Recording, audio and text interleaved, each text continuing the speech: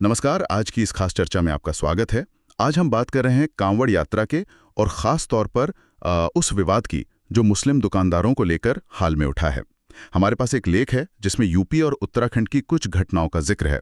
तो आज कोशिश करेंगे कि इस पूरे मामले को समझें कि भाई ये विवाद क्यों है, इसके क्या पहलू हैं और असर क्या हो रहा है। चलिए शुरू करते हैं। सबसे पहले वो निर्देश जो एकदम चर्चा में है। अधिकारियों ने कहा है कि यात्रा रूट पर जितने भी खाने पीने के स्टॉल हैं, ढाबे हैं, सबको अपना नाम और कॉन्टैक्ट डिटेल दिखानी होगी। अब सुनने में तो ये सीधा सा लगता है, पर हो ये रहा है कि इससे मतलब कई विक्रेताओं की धार्मिक पहचान भी सामने आ रही है, जैसे मुस्लिम नाम। हाँ, बिल्कुल। और देखिए, दिलचस्प बात यह है कि कागजों पर या कई आधिकारिक तौर पर इसे स्वैच्छिक बताया जा रहा है, लेकिन जो खबरें आ रही हैं जमीन से वो कुछ और कहानी कहती हैं। कई मुस्लिम वेंडर्स ने कहा कि उन पर दबाव डाला गया इसे मानने का। कुछ को तो हटाया भी गया या दुकानें बंद करने को कहा गया। ऐसी भी रिपोर्ट्स हैं। अच्छा, यानी नाम तो स्वैच्छिक का है, पर असल में एक दबाव है और शायद डर भी। हमने ये भी सुना कि कुछ मुस्लिम कर्मचारी अपनी पहचान छुपाने को मजबूर हैं।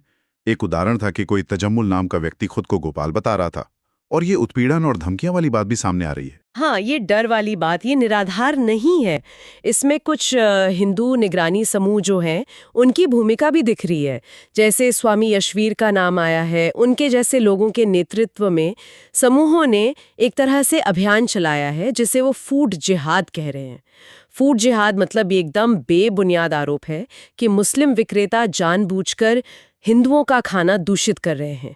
तो इन समूहों ने मुस्लिम दुकानों को टारगेट किया, उनकी पहचान पता करने की कोशिश की। हालांकि हरिद्वार में पुलिस ने ऐसे एक्शन को रोका भी, उन समूहों को वापस भेजा। ये फूड जिहाद वाली बात जो है ना, ये एक बड़े पैटर्न का हिस्सा लगती है, जहां रोजमर्रा की चीजों को भी सांप्रदायिक रंग देने की कोशिश होती है। समझ गया। तो एक तरफ ये सरकारी निर्देश हैं, दूसरी तरफ वो दबाव और डर वाली बात, और साथ में ये निगरानी समूह भी। तो सवाल ये उठता है कि ये मामला इतना मतलब विवादास्पद क्यों हो गया है? दम एक खास मजहबी समुदाय को अलग थलग करते हैं। उनके साथ भेदभाव जैसा है ये। हाँ, और वो भी एक ऐसी तीर्थ यात्रा के दौरान जिसका मकसद तो भाई एकता और सद्भाव बढ़ाना होना चाहिए, है ना? हाँ, सही बात है। और इसका सीधा सीधा आर्थिक असर भी है।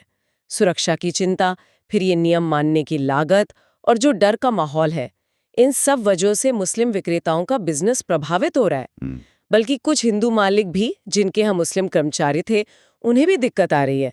या तो धंधे में नुकसान या फिर लोगों को निकालना पड़ रहा है। लेकिन अधिकारियों का भी तो अपना पक्ष होगा। वो कह रहे हैं कि ये सब सुरक्षा के लिए जरूरी है, ताकि कोई गड़बड़ी ना हो, कोई कंफ्यूजन ना हो। बिल्कुल बिल्कुल। यहीं पर वो बात आती है कानून व्यवस्था बनाम नागरिक अधिकार। अधिकारी कहते हैं सुरक्षा जरूरी है, और हाँ, कांवड़ यात्रा में लाखों लोग आते हैं तो सुरक्षा एक अहम मुद्दा है भी। पर जो आलोचक हैं वो कहते हैं कि ये तरीका भेदभाव वाला है, ये आपसी सद्भाव को बिगाड़ सकता है।